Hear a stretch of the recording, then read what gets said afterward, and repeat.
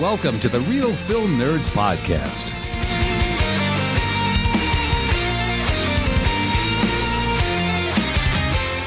Welcome, everyone, to another incredible, exciting, force-filled podcast of the Real Film Nerds.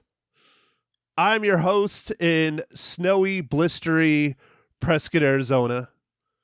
And with me, as always, my good buddy on the East Coast, the man that is rocking a Metallica shirt as we record episode 152 about Star Wars, Mysterious Mike Talent. Yes. I'm excited to be here. I know this is a special episode for you, Matt. So should we just get into it? What do you want to do? Do you want to change anything on this one?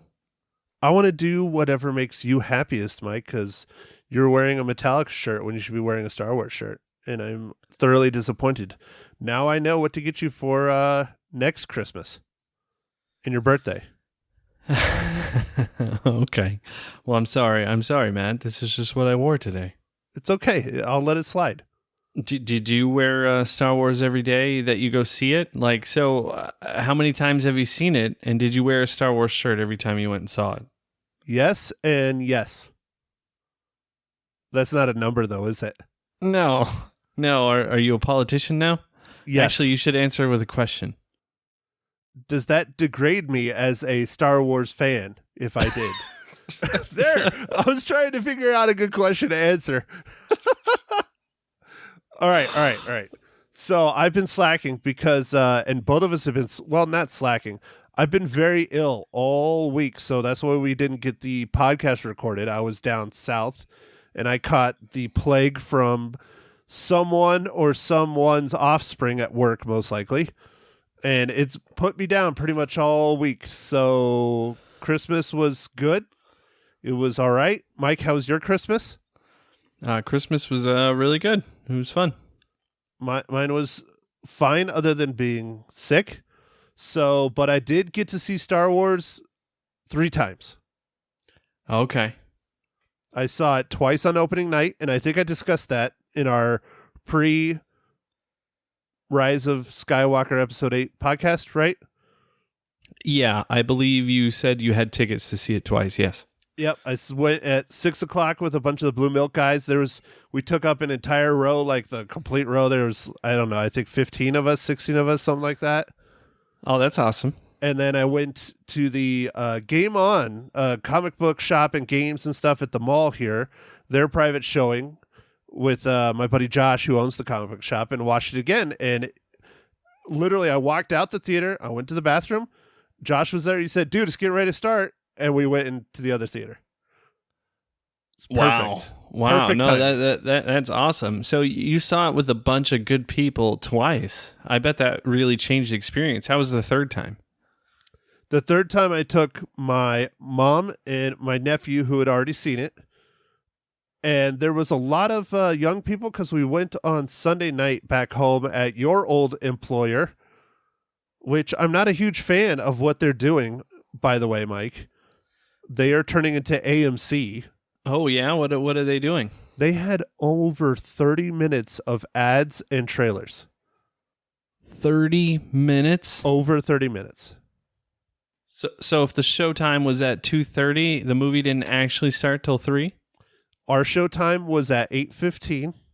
The movie did not actually click on until almost 8:50.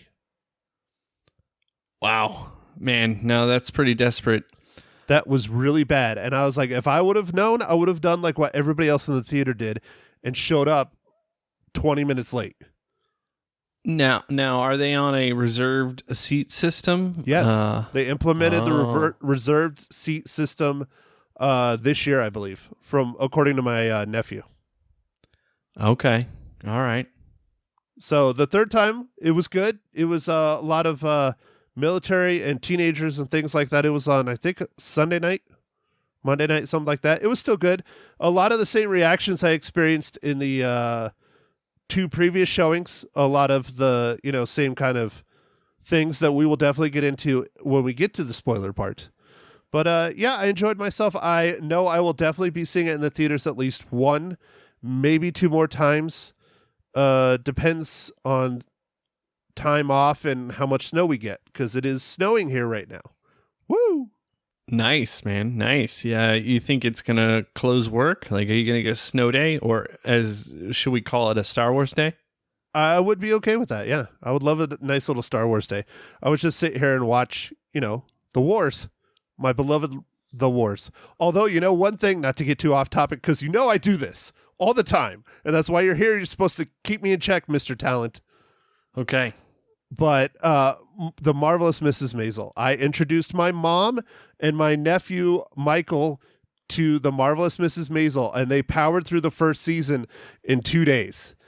And they're like, we don't have Amazon Prime. Can you please leave your thing logged in so we could... I'm like, fine. They are obsessed with it. Oh, no. The Maisel is really awesome. Maggie and I enjoy watching that quite a bit. And so it is an amazing show. I hadn't heard about it until just about the second season came out. So it was late last year. And we watched the first season, and then it almost immediately started the second season, which was awesome. But then we had to wait a year for this third season, and man, does it deliver. I really like that show. It's super creative. Don't And spoil the it. sets. Don't spoil it, because I have not watched the third season all the way through. I'm about halfway.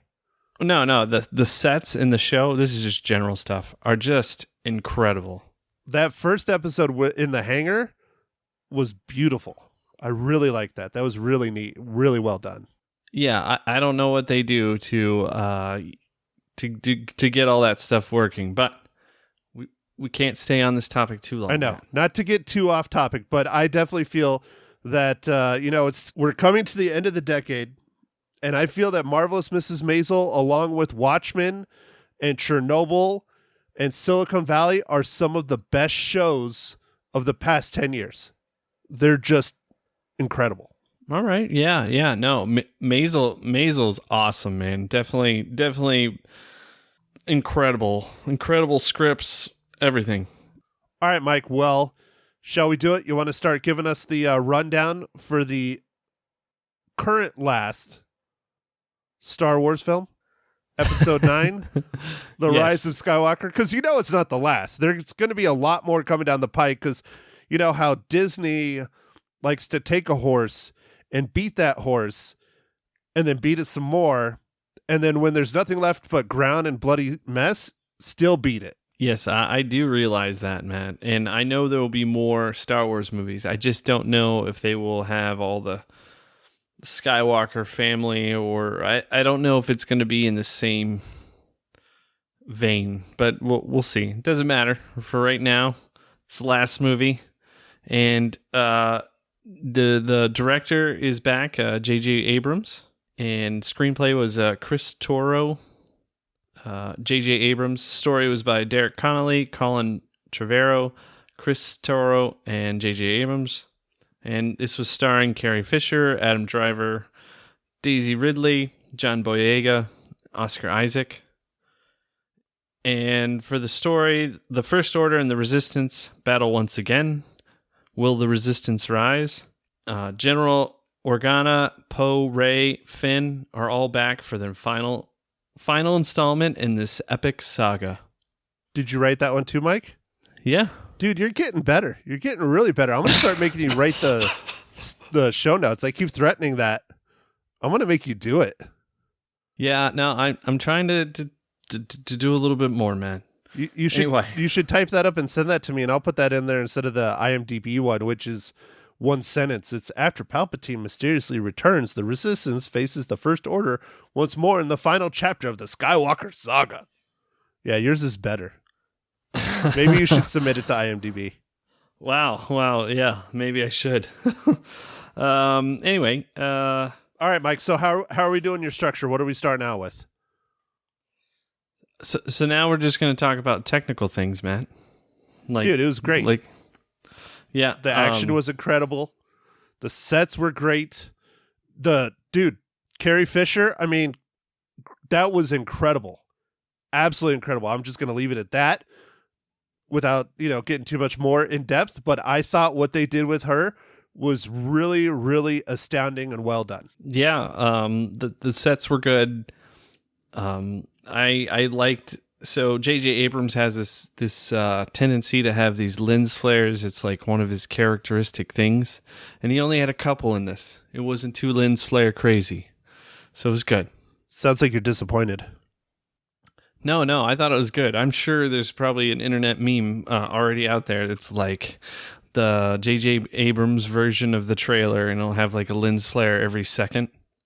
Well, what was that like really was really bad? Was it the first Star Trek? I think it was the first Star Trek. Yeah, it was the first Star Trek. It was like every 2 seconds there was a lens flare. It was ridiculous. Yeah. It's one of his things. I don't know. Like, it's okay every once in a while, but it like seems like sometimes he like to overuse it, or those shots. I don't know. It seemed artificial, so I think it was just put in there. All right, Mike. So what's next? All right, Matt. So I'm just moving us along, man. Moving us along. I want to spoil the hell out of this. All right. So what are you drinking, man? Oh, wow. You're already jumping into that. Wow. Holy bejesus.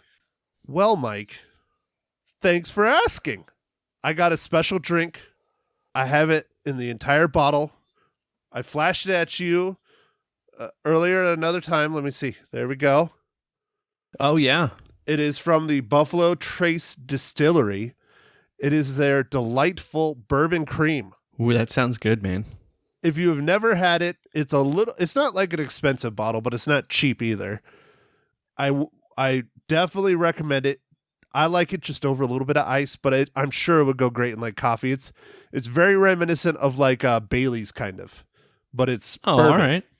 Yeah, instead it's bourbon though, instead of Irish cream. So, all right, Mike, go ahead, take off your Extendo beer koozie and let us know which IPA it is today. All right, so this is a New England IPA, and this is Captain Lawrence Brewing Company Powder Dreams. Is it hoppy? Yeah, with New England's, they're kind of like this juicy flavor, and this one's okay, but it's a little too bitter if you ask me. What? Something too bitter for you? Well, for the style. Oh, okay. I was going to say New England is supposed to be more like less like really bitter and more like juicy. It's kind of a different emphasis on the flavor. I mean, I was going to say, because we've had this discussion. That's why I don't drink IPAs, is because I'm bitter enough without them. Ah, yes. That's very good. I like that, man. That's what life has done to me. Yeah, so I drink them to maintain like a smooth bitterness. Otherwise, I'd be too happy. Is that what it is? I can see that. You're too pleasant if you don't drink enough bitterness. Yes. Well, I'm glad we got that out of the way. Okay, Mike, so what's next? Story? Structure? Acting? All right, I don't remember. Matt, we got to write this down one of these days. Yes, we do. Matt, why don't we just go into the MCU?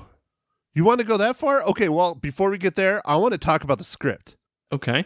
I'm not going to spoil it. I'm not going to go into it, but I will say that I think the script is kind of a mess on this film. And that has nothing to do with J.J. Abrams. I mean, it does, but it doesn't.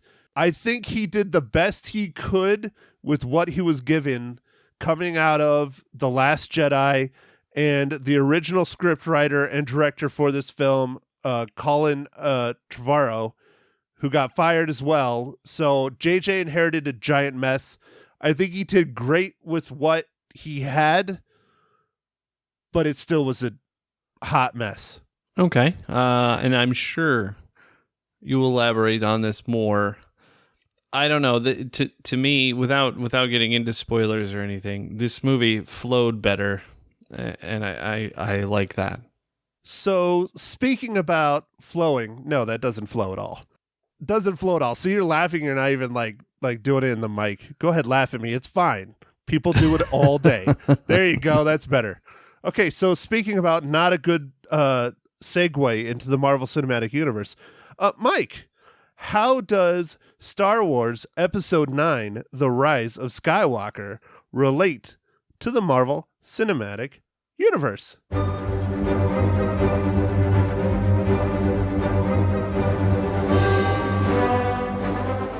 Oh, well, thanks for asking, Matt. This movie has Lupita Nyong'o, who is also in The Black Panther as Nakia. Nice, dude. Good job. You got her name perfect. Oh, man. Woo! Yeah, she has a complicated name, and she owns up to it. But, she is Maz Kanata. I don't know what that means. That's the little chick with the eyeballs from Force Awakens, the glasses. She's Chewbacca's girlfriend. Yeah. Yes. Or she calls herself Chewbacca's girlfriend. Yep. She voices Maz Kanata. Yep. Nice, dude. You're very on it, man. It's amazing how much I know about Star Wars, isn't it? Here's some trivia for you. Maz Kanata in Force Awakens was a digital character. In The Rise of Skywalker, she was a physical animatronic character for a lot of the scenes. Oh, do you know why they changed it? No, but it looked really good. Okay. Cool. All right, so Mike, does that mean we get to get into spoilers? Yes, Matt, that means you can get into spoilers. Woo! Star Wars! I mean, spoilers. Star Wars spoilers. Woo! There we go. Okay, Mike, you go first. Because I know you probably have this list of questions on your iPhone or iTablet or iWatch that you want to ask me. Not too much, Matt, but I just want to start by saying this was a really to me this was fun return of the fun Star Wars movie without any like extra weird crazy stuff like weird casino missions or just weird spaceship chasing scenes that didn't make any sense. So I don't know. I like this better. Just on an overall perspective. I was trying to look up and see if we ever reviewed The Last Jedi, and we did not, Mike. We never did, because the podcast didn't exist yet. That's true, man. The podcast came out the following year. Well, The Last Jedi was released in December. Our podcast started in February of the next year, so we never got around to reviewing The Last Jedi. We will have to do that as a legacy cast in the future, because I was honestly trying to figure out how many reels I had given it. I'm like, I had never rated it, because I will not beat around the bush. Out of all the Star Wars films, all of them, including the prequels that a lot of people hate, Episode 8, for me, is the worst Star Wars movie made to date. Yeah. Yeah, it's pretty rough. There are a lot of things I do enjoy about The Last Jedi. We will go into that on another podcast when we talk about it and things. It's still a Star Wars movie, but it is my least favorite of all. And I liked this film just because JJ went in and corrected or righted the ship on a lot of the things that Rian Johnson screwed up. Now, there are some risks that Rian Johnson took that I did like, that JJ corrected that I didn't like, but I didn't hate either. Like, okay, well, we're in spoilers. I can just jump right into it. One thing I did like is how Rey's parents were not known. I thought that was a good thing. And then making Rey's parents Palpatine related was kind of, I don't want to say it's a cop-out. I mean, he had to do something for the story, which I understand. But I like the idea that anybody could be a Jedi, that it was going back to the originals, where it's not midichlorians and it's not who you're related to. It's if you're Force sensitive or not, and anybody could be Force sensitive. And I like that. Yeah. I thought it was a little bit like, really? She's like Palpatine's granddaughter? Okay. Right. Yeah. It's kind of a mess. And that's one of the messes I was talking about. And one of the theories that's floating around is that supposedly Anakin Skywalker was an immaculate conception by Palpatine. You never find out who Anakin's father is. So the bloodline of Skywalker supposedly comes from Palpatine. supposedly, this is just a theory, there's no proof behind this, that Rey's parents are not blood related to Palpatine. Like they didn't like Palpatine wasn't running around laying pipe. All right. I don't know why not. He should have been. He's got a lot of power. He's got a lot of money. Might as well, But supposedly they were just a random married couple that, again, the Immaculate Conception kind of thing happened again. And she happened to, that way. That's a theory. There's no proof or anything behind that, which I'm not a huge fan of that theory. Wow. Okay. All right. Another thing I didn't like about this one, JJ gave us more characters that we did not need. I really don't think we needed that new chick that rides on the horses. And I love Kerry Russell. I liked her character a lot, but honestly, we didn't need her. I kind of liked. I liked the woman behind the eyes. That was Kerry Russell's character. Yeah, right? Kerry Russell. I said Fisher, didn't I? I messed that up. Sorry. No. You said Kerry. Did Russell. I say Russell? Okay, sorry. Yeah. Kerry Russell. I love Kerry Russell. I liked the character a lot. I liked her story. I liked how they were expanding and making Poe better by having her in there and having the backstory of the spice running and all that stuff. I would like to have seen more of that and more added in there, but again, we didn't need her to finish out the story. But it does help Poe. Okay. Yeah. Go ahead, Mike. No. So some of the things I liked in this new movie were the lightsaber battles were way better, and there was many more of them, and I like that a lot. It was good. I agree. There was a decent, the big lightsaber battle between Kylo and Rey was very good. I like that a lot. But I have to say, one of my favorite lightsaber battles of the entire series is the battle in Last Jedi. Now, the choreography is a giant hot mess. It is. A lot of guys miss their cues and screw it up. But how it was shot and how they fought back to back against all the guards and how pretty it was, I really like that. That's one of the few things that I liked from The Last Jedi. Yeah. Matt, did you think they lightened up the humor? It wasn't too much. There's a little bit, but just a little bit. Oh, there was a decent amount of humor in this, but what I liked about it is this is classic Star Wars humor. It is not forced. Abrams really relied on the droids, which I thought was great. He really brought C-3PO back and kind of into his own, which I thought was fantastic. C-3PO has always been a goof. He's always been kind of the comedic, standby, and I love that JJ really went out with it. I love that. Yeah. That was cool. You're thinking. You can do it, Mike. I'm just trying to. There was one part in the movie, Matt, that I'm going to ask you about because it was a little weird for me. Fire away, brother. And that was the Rey and Kylo scene where... Oh, Lord, don't say it. Don't say it, Mike. When they kiss? Yeah. That was garbage. I hated that. That was so bad. It's so cringeworthy. Yeah, what? So cringy, dude. That was... Oh, no. They could have passed on that. Yeah, well, that part, and then just the overall, I know we're in the spoiler sections, but I still don't want to give away too much. The circumstances that happen immediately after the kiss, that was weird to me because of what had just happened prior to the kiss, if that makes sense. Are you talking about the disappearing act? Yes. Okay. That's still giving it away, though. All right. I'll spoil the hell out of it because I'm going to have to. This kind of one thing that I wasn't a huge fan of was how easy Kylo's redemption back into Ben Solo and being a Jedi went in this film. Darth Vader's redemption in the original trilogy was a lot harder and a lot more earned. He sacrificed himself to save Luke by picking up the Emperor and throwing him over into what we thought it was going to be his death.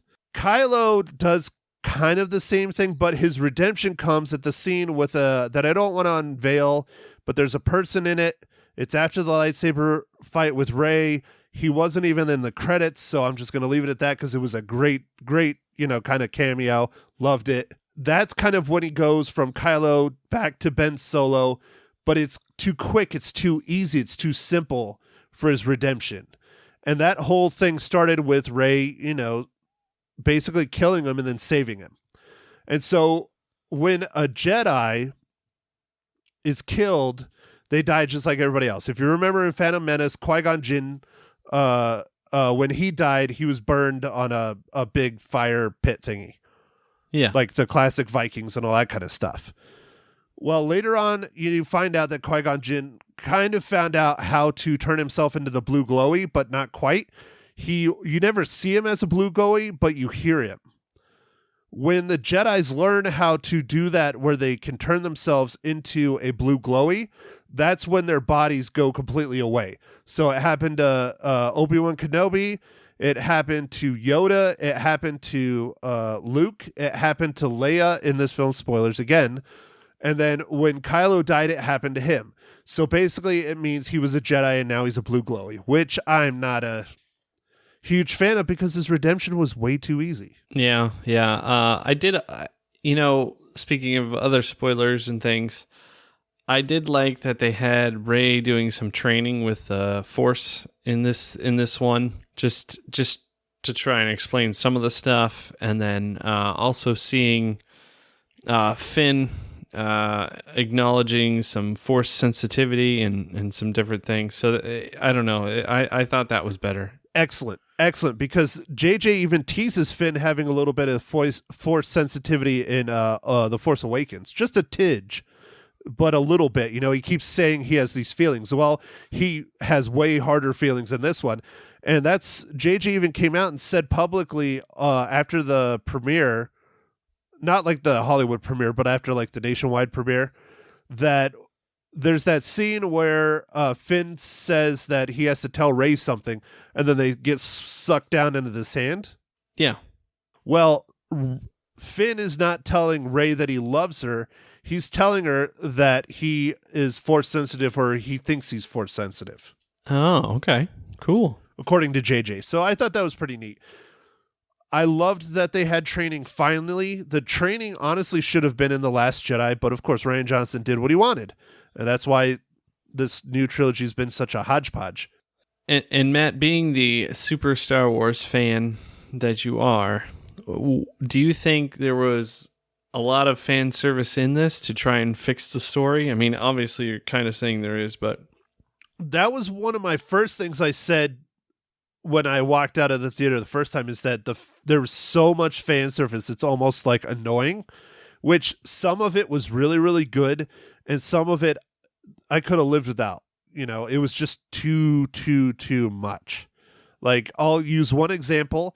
I liked it the first time I saw it. Now it's just kind of like, oh, really? Was when they present Chewbacca with his medal, and that's a callback to the original Star Wars.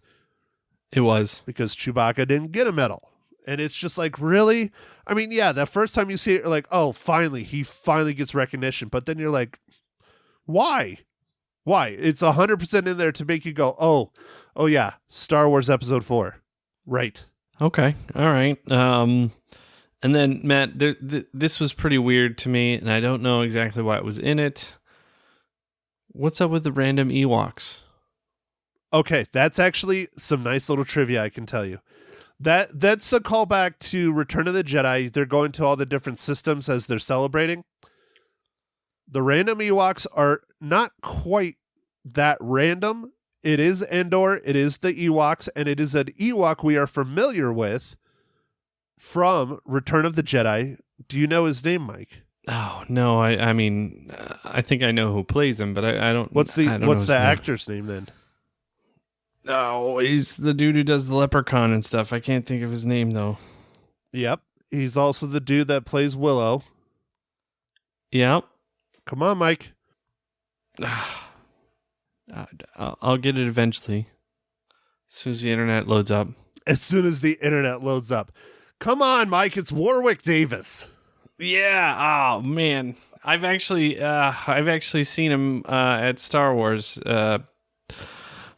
event in Disney World before. I went a few years ago.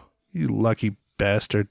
All right, so Warwick Davis, that's Wicket from Return of the Jedi, which he was a young, not a young kid, but he was a kid in Return of the Jedi. He played Wicket alongside Carrie Fisher.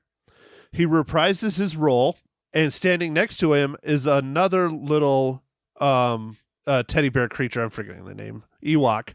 Because I hate those stupid things. I hate those stupid things with a passion. You don't like Ewoks? No, I hate them. I think they're freaking ridiculous. But this is a nice, thing. Oh, and Wicket's full name is Wicket W. Warwick. The young the young Ewok standing next to him is Warwick Davis's son. Oh, that's cool. So there's the little bit of trivia. But yeah, I forgot Warwick Davis's name. No, it's all good. It's just a callback to episode 6, Return of the Jedi. Okay. Okay, Mike, let's go. I want more questions. Are you done? I think that's the majority of the questions I had. I guess I can't reiterate enough how much I enjoyed this film just so much more than the last one. The overall, I don't know, it had that kind of Star Wars fun feel to it. And the last one didn't really have that. Yeah, it's the classic fast action Star Wars. One of the things that I thought was great that I really did not like about The Last Jedi, and they've done it before in the past in other Star Wars films successfully, but it did not work for me in The Last Jedi and not with this trilogy, is that in The Last Jedi, all the main characters kind of went their separate ways. JJ brought them all back together. You got Poe, you got Finn, you got Rey, you got Chewbacca, you got C-3PO, you got R2-D2 all rocking and rolling together for the majority of this movie. And I loved that. Yeah. Yeah, that I don't know. Maybe that's part of the reason that I liked it more. It just felt better. Dude, it's a flat-out better film. I'm sorry, it is. JJ, you saved Star Wars. Thank you, JJ. We love you. Yeah. I don't know. How's it doing in the box office, Matt? I haven't seen the latest numbers. I don't know. I didn't look. I looked on Sunday to see how it did. It did less than Force Awakens, but I think it was on par with The Last Jedi. I think it was around 250 mil over the weekend.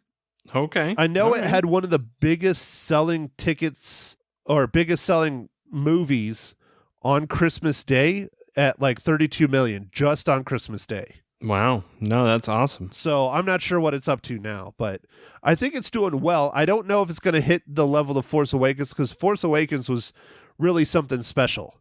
It really was. I mean, it had been over 10 years since we had a Star Wars film, and everyone wanted to see what they were going to do. Everyone wanted to see. Yeah. It looks like currently it's at 259 million domestic and 517 million worldwide. That's pretty good. That's really good. I don't know if it's going to get to the point of Endgame or, like I said, Force Awakens, or even Avatar. I mean, Avatar's a monster. But I think, as long as it does better than The Last Jedi, it'll be worth it. Yeah, definitely. So, Mike, what did you think of Babu Frick? Who? Babu Frick? What? You don't know? You don't remember Babu Frick, the little dude that was messing with C-3PO's melon? Okay. Yeah. Yeah, the little creature. I thought he was okay. Just okay? I thought it was hilarious. I loved it. I thought it was so funny. Okay.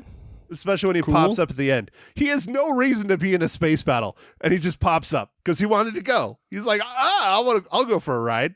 What about did you like the one like little droid that they kind of like No, Dio? Yeah, that was bring back?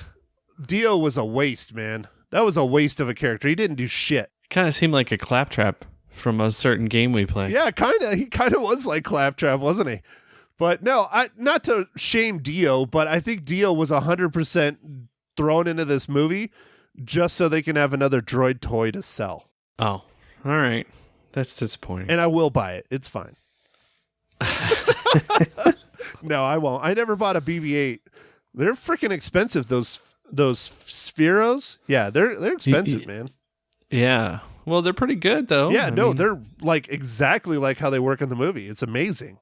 But, they're like $200. Yeah, that's true. I mean, that's a whole lot of ramen for me.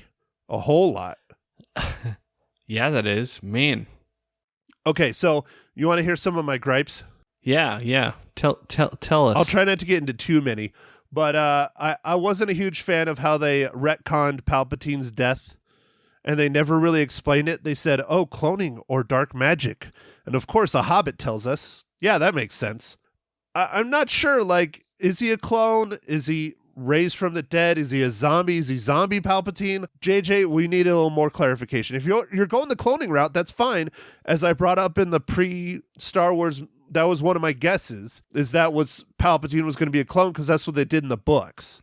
They cloned Vader and they cloned Palpatine.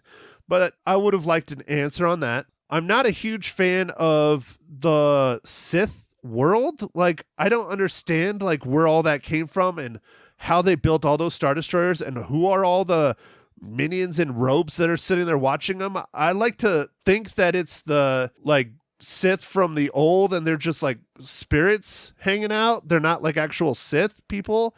Because if you go back into the world of the Jedi and the Sith, the more Jedi and the more Sith there are, the less powerful the individuals are, the less powerful the Force powers are. And that's why one of my favorite book trilogies is called Darth Bane series. There's a book in it called The Rule of Two. He's the one that came up with the creation of only having two, a master and apprentice on the dark side, because then they get all of the power in two of them. Yeah. I thought there was only two Sith. I was going to ask you a little bit about that arena scene, because it's like, what? Yeah, What's I going don't on like there? it and I don't understand it. And it's no. And then where did all those people come from? Are they 501st, like the Sith troopers, like the red troopers that look like stormtroopers in 501st armor, but it's red, are known as Sith troopers. So is the Sith troopers and the Sith Imperial Star Destroyers part of the 501st, or they're their own? Like, a little explanation on that would be good. Like, how the hell did they build that many? How the hell did they get the power, the laser power of a Death Star in the size of an Imperial Star Destroyer? You know, that's quite a bit of power for an Imperial Star Destroyer. You know, explain shit like that. Just give us a couple sentences or something, JJ. Yeah, and what did you think about the informant on the for the Resistance? Oh, yes. Well, they had to do something with them because Rian Johnson screwed that character up. He did. He screwed him up really bad because he made him a joke in The Last Jedi, and so he was no longer threatening like he was in Force Awakens. And so they had to do something, and that way they kind of redeemed him and got rid of him at the same time while bringing in this new guy that was definitely more menacing. Yeah, definitely. It was a little bit odd because he was supposed to be the informant, but I think he killed a bunch of the Resistance in The Last Jedi. Well, I don't think he was. I think it took after the events of The Last Jedi, specifically after the battle in the throne room, was when he started thinking, oh, well, I don't trust this Kylo Ren guy. Ah, okay. All right. And that's when he kind of flipped. But again, the line behind him being the informant and being the spy is, you know, just that. He just doesn't want Rey to win, which is ridiculous because they're on the same side, but whatever. I liked, I'm forgetting his name, the actor they brought in to play the new, well, he's not new. Let me see. General Pride, Richard E. Grant. Yeah. General Pride is a character from Rebels. So that's bringing in, you know, the show into the movie. And I liked that they brought him back in and he, you know, says how he served the Emperor and all that stuff. And he's staying loyal to him and everything. And he was vicious, man. Richard E. Grant did a great job. He was definitely more menacing than General Hux. But again, I think Hux could have been extremely menacing because he started out that way. He really did. But of course, Rian Johnson, I gotta be different. Yeah. Well, Matt, I know you could talk about this forever. Oh, dude, I could talk for hours, man. I really could. Do you want to start getting to our reels, our readings? I know where my reels are, Mike. I am curious where your reels are. And you know what? I was thinking, I don't know if we can call you Mysterious Mike Talent anymore because you're not mysterious anymore. Why is that? Because you've done over 152 podcasts. You're not mysterious anymore. I mean, all right. You've even had your wife on here. Yeah. I guess I can just be Mike Talent, the real talent in the talent family. Mags. It's true. Dude, I seriously want her back on again. That was a lot of fun. I got a lot of positive feedback from that. A lot. That was a great podcast. Well, I think we can make that happen, Matt. I think that's doable. Thanks, Megs. If you're listening, thank you for coming on. I had a blast. You're a lot of fun. Yeah, it was a lot of fun.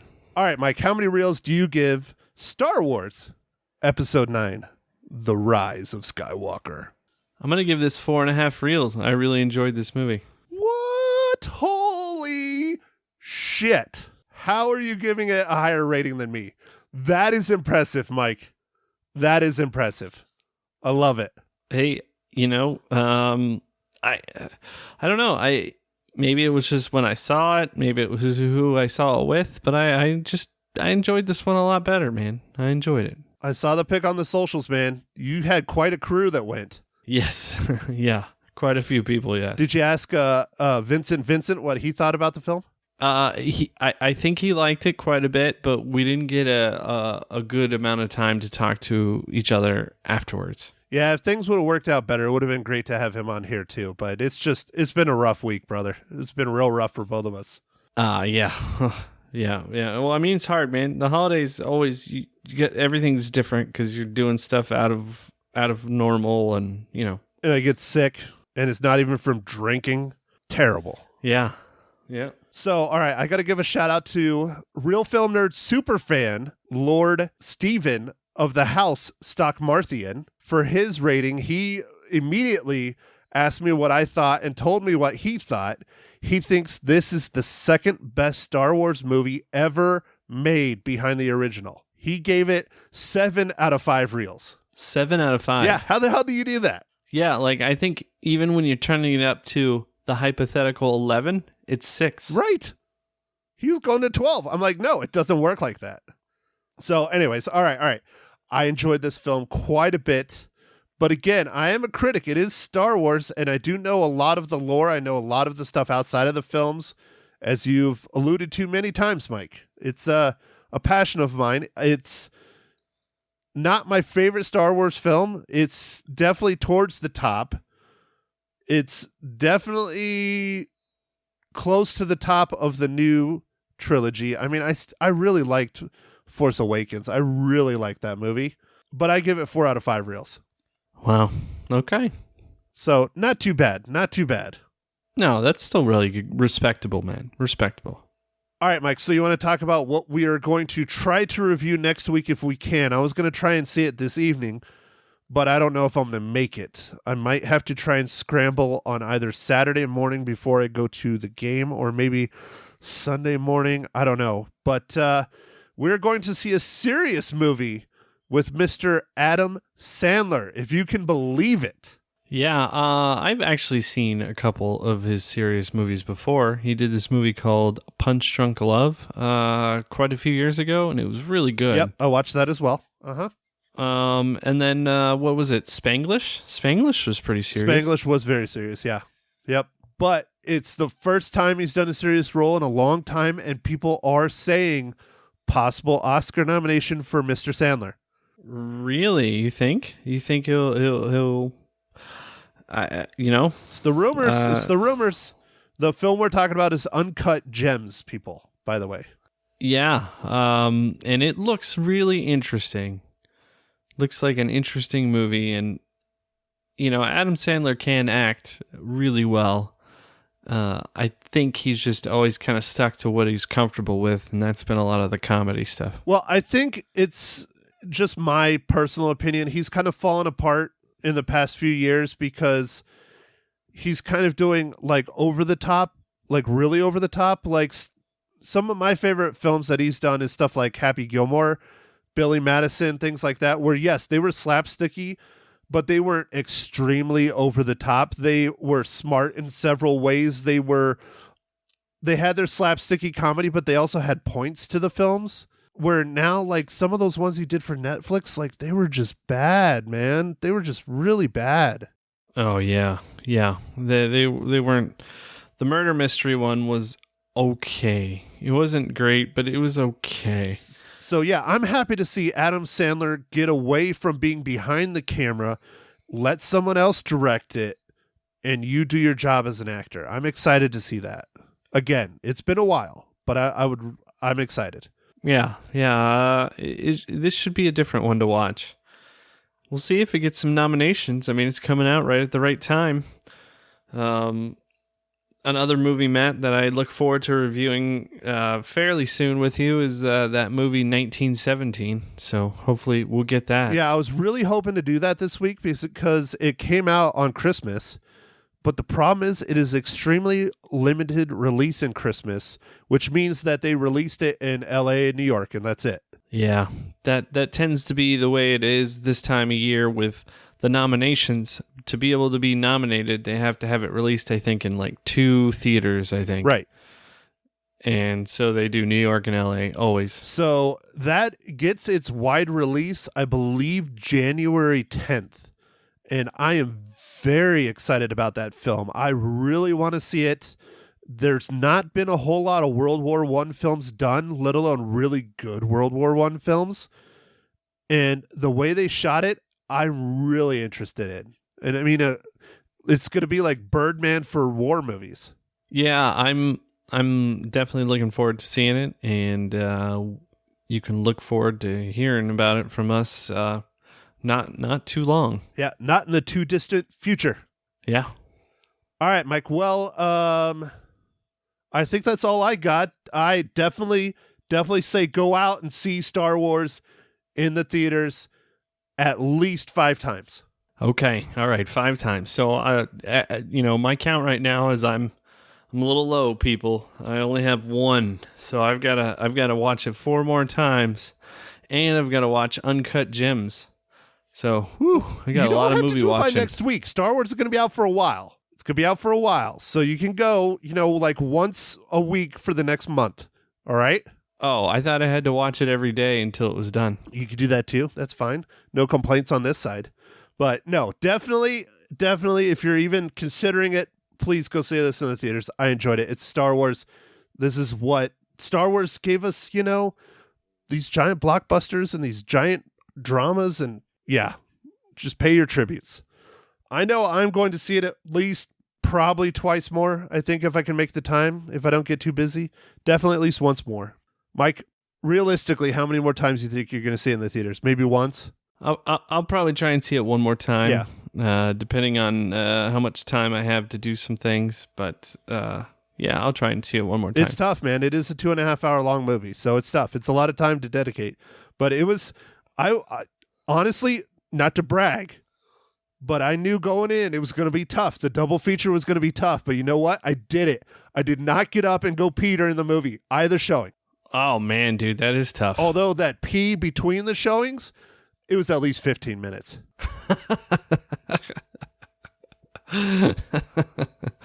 Nice, man. Very nice. All right, well, Mike, let's call it a pod. I'll have you go ahead, do your thing, Mike. Take us out of here. All right. Thanks for listening, everybody, and catch us on all the socials, the Facebook, the Instagram, and we will catch you on our next pod. Thanks for listening. Thank you for listening to The Real Film Nerds. Now, don't forget to follow us on Facebook, Twitter, and Instagram at Real Film Nerds. Now, go out and catch a movie.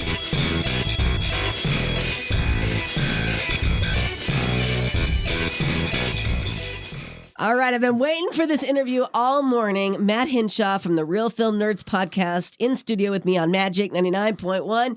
Saw the new Star Wars movie twice last night. Can't wait because it's received bad reviews. And I think the critics are wrong. All right. Absolutely wrong. That's what I was hoping to hear this morning. You liked it, huh? Well, I have to warn everyone, I am a hardcore Star Wars fan. Like, hardcore. Like, I think that you'd be extra critical. Yeah, I hated The Last Jedi, and I still saw it 5 times. Okay. So, if that gives you any idea. Well, maybe you give it more of a break because you love it so much. Possibly.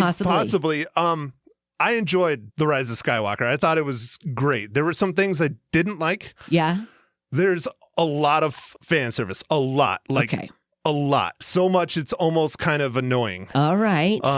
if you liked The Last Jedi, which most of the critics did, Yeah. then you're not going to like this movie because J.J. Abrams purposely corrects a lot of The Last Jedi in this movie. Oh, wow. So I'm pretty sure Rian Johnson's very angry about that. And I think that's why the critics don't like it. Okay, well, tell me, was the last movie, Last Jedi, was that the one with the girl that came out, Luke Skywalker's daughter? Is that who that was? Well, I can't say who she is. She's not Luke Skywalker's daughter. Oh, well, I thought how they left it. No. Well, see, I'm not a Star Wars junkie. Lisa, oh no. Okay, all right, never mind. You just ruined the whole Rise of Skywalker. Did? No, I'm just joking. I'm just joking. They do. She must be his daughter then. That is one that everybody insinuated asks. that at the end of the movie. Yeah, that is the one that everybody asks is, do they finally resolve who Rey's parents are in this film? And yes, they do. Okay. Yes, they do. I'm not going to say who they are. Okay. I'm not going to be like Lisa over here. But I haven't seen it. I was just assuming at the end of the movie last time they kind of insinuated that that's who she was. Yeah, but they didn't openly say it. No, so. but we're not stupid over here. Hey, I never said that. Never would I do that. All right, and then I heard that they purposely put Princess Leia in there where she didn't need to be for Carrie Fisher as a tribute. Is that true? Oh, no. She was in there very purposefully. Okay. She is one of the main characters, and it's interesting because she had passed. Yeah. J.J. Abrams did episode 7. He was an EP on episode 8. Executive producer, but he didn't shoot anything. So he had a lot of footage left over from episode 7 of Carrie Fisher. Okay. And so he spliced and worked his magic. It had to be cool. And it's seamless. Yeah. It's seamless. It looks like she shot this movie. That's amazing. And it's fantastic. I thought it was great. It's what I wanted to see of Carrie Fisher. I'll put it that way. And it's what you wanted to see of the movie. Pretty much. Yeah, for the most part. Okay. It's one thing that kind of caught me off guard, and it's not a bad thing. Yeah. It is just filled with action. Yeah. Filled from start to finish. It's just non-stop action. Yeah. It's amazing. It is not your typical Star Wars movie in that way. Okay. So how many reels are you going to give it out of 5? All right. Remember, I'm a huge Star Wars fan. Yeah. But I am critical of my love. But I think this is decent. I think it's appropriate. Okay. I give it 4 out of 5 reels. 4 out of 5 reels. Yeah. All right. If you are a Star Wars fan, even a little bit, you need to go see it in the theaters because this is the end of an era. Yes, there are going to be more Star Wars movies in the future. Sure. But not this 40-year-old plus saga. Okay. You got to see it. All right. And a rumor on the streets is you're going to see Cats over the weekend. What? Catch Matt on his podcast, Real Film Nerds Podcast. Thank you for coming in. Thanks, Lisa. This was fun.